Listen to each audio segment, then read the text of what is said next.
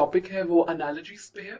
Analogies all of you know is very very important, क्योंकि उसके ऊपर भी आपका सेपरेट सवाल आता है। और अगेन ये इसको भी मैं कंसिडर करती हूँ as an easy component of the whole precis paper. That is that if you get the analogies wrong then it's very sad because it's very easy thing as per my knowledge. ठीक है, तो आप इसमें करना ही होता है कि आपने इन्फर करना होता है, आपने देखना होता है कि एनालॉजी जो है एक पर्टिकुलर किस कैटेगरी के अंदर फॉल कर रही है, क्या ये सही है, क्या ये नहीं है, किस तरीके से रिलेशन क्या है दो वर्ड्स का जो उसने दिया है। एग्जामिनेटर करता क्या है कि आपको दो लफ्ज देता है ऐसे करके आपको, और उसके बाद तीसरा लफ्ज देता है, चौथा नहीं देता। वो कहता है इन दो के बीच में रिलेशनशिप समझाओ मुझे। जब तुम्हें समझ आ जाए कि इन दो के बीच में क्या रिलेशनशिप है, तो use that relationship to infer कि इस लफ्ज के साथ जो हमने दिया है ये रिलेशनशिप इस्तेमाल करने के ये वाला लफ्ज क्या होगा। अभी मैं आपको बताती हूँ तो आपको ज्यादा क्लियर हो जाएगा। Again analogy has a couple of rules that we will use as before every video, before starting every new topic। मैं इसके ऊपर भी यही कहूंगी कि do not lose marks in analogy। ये काफी आसान होते हैं, ये काफी इजी होते हैं, you can infer the meaning और बड़े आराम से नंबर ले सकते हैं। ठीक हो गया? अच्छा, analogies require learners to use higher level thinking strategies to associate two words that are not commonly linked and ascertain what relationship exists। क्या रिलेशनशिप है उन दो लफ्जों के बीच में? This is what you are supposed to infer. ठीक हो गया?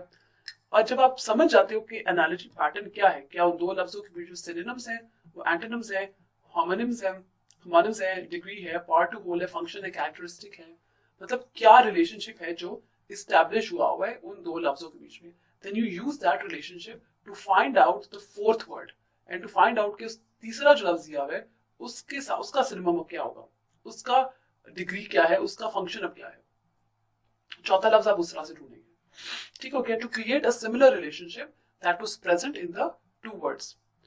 Analogies are used to develop and test vocabulary since students must know the meaning of the words in order to complete analogy। Again, ये vocabulary का भी test होता है because you have to know the meaning, लेकिन over a period of time candidates लोगों ने बस basically जुगाड़ निकाल लिया या लोगों ने एक तरीका निकाल लिया जिससे वो कहते हैं कि अच्छा एनालॉजी ये आ रही है तो अब इससे फील ये आ रही है कि ये सिनोनिम है या ये साउंड है तो मैं इसके करीब करीब ही होगा।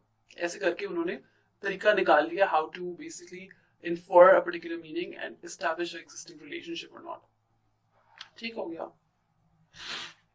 सॉल्व किस तरह से करने हैं? पहला स्टेप होता है to read a given analogy in a sentence. जिस तरह, अच्छा अब ये आपके पास गिवन है, painter is to brush and barber is to फलाना। चॉइसेस क्या आपकी, शेयर्स या हेयर। ठीक है, सबसे पहले तो आपको पता होना चाहिए कि शेयर्स क्या है। ठीक है, शेयर्स होती है, टाइप ऑफ सिजर्स होती है, टूल होता है, that's all you need to know. ठीक है, अब पेंटर इज टू ब्रश, अब पेंटर क्या यूज करता है? ब्रश। इसमें क्या आ गया? एस्टैब्लिश रिलेशनशिप क्या आ गया? यूजेज का। पेंटर यूज कर रहा है ब्रश, अब बार्बर क्या यूज करेगा? बार्बर भी एक ब्रश एक टूल है तो बार्बर भी एक टूल यूज करेगा। शेयर्स या हेयर, अब वो हेयर तो यूज नहीं कर सकता बिकॉज हेयर क्या जो है वो टूल नहीं है, शेयर्स टूल है, इसलिए barber is to shears. You verbalise the relationship that exists between the first word. अब पेंटर यूजेस अ ब्रश, फिर आप उसे एक्सटेंड करोगे उस रिलेशनशिप को टू द नेक्स्ट वर्ड। अब बार्बर आल्सो यूजेस शेयर्स। ठीक हो गया? अच्छा, ये कुछ एग्जांपल्स है रिलेशनशिप्स की जो कि डिफरेंट एनालॉजीज में होती है। ठीक है, फॉर इंस्टेंस पहला आपका सिनोनिम्स आ गया। ठीक है, सिनोनिम्स भी होते हैं, जिस तरह कॉम्पिटेंट और केपेबल जो है इनका मतलब एक ही है, इसी तरह बिलीवेबल और प्लॉजिबल का मतलब एक ही है। ठीक है, एंटोनिम्स है, बोल्ड उसका एंटोनिम क्या, ऑपोजिट क्या हो गया? शाय। रिस्की का सेफ। होमोनिम्स हो गया जो कि the sound is alike, peace piece, scene seen. सबसे आसान तो होमोनिम्स होते हैं लेकिन वो देते नहीं है। Homonyms sorry. Action to object, pull, tugboat, lift, crane. ठीक हो गया? Animal to animal sounds, turkey क्या करता है? गॉबल। आउल क्या करता है? हूट। साउंड्स अक्सर आपको आ जाती है कि जी एक जानवर है इसकी साउंड ये पर्टिकुलर होती है। ठीक हो गया? Animal to group, lion, pride, goose, gaggle. ठीक है? कैटेगरी टू एग्जाम्पल, कैटेगरी है इंसेक्ट, एग्जाम्पल है उसका मस्कीटो, ये भी आ जाता है। तो आपने ढूंढना होगा एम्फीबियन कैटेगरी का frog. Example to category, human की कैटेगरी क्या है? ऑमनिवोर। मूस की कैटेगरी है हर्बिवोर।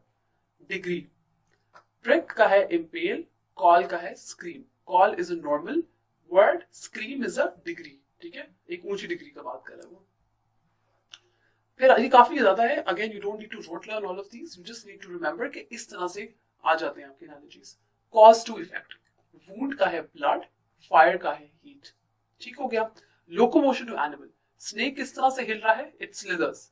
ठीक है. एंड कैंगरू हॉप्स, सो किस तरह से पर्टिकुलर एनिमल मूव कर रहा है, एक चीज किस तरह से मूव कर रही है, उसकी भी एनालॉजी आ जाती है.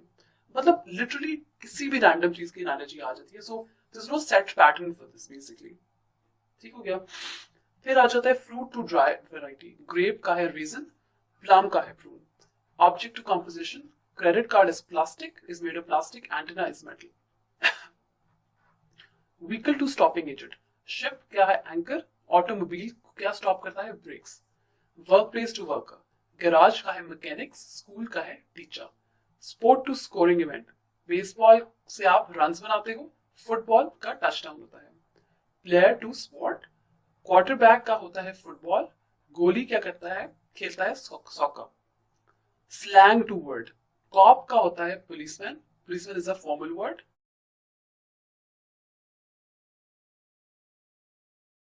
ठीक है. डो का मनी. ठीक हो गया. फिर है कि एनालॉजी का एक पैरेलल स्ट्रक्चर होना जरूरी है. जिस तरह से अगर रिलेशनशिप आपका है पार्ट टू होल, अगर पार्ट टू होल डिस्क्राइब कर रहा है मैट्रेस इज टू बेड, तो second pair can not be whole to part. आप ऑपोजिट नहीं कर सकते सोफा टू. फॉर एग्जांपल अगर mattress is to bed as sofa is to what. ठीक है.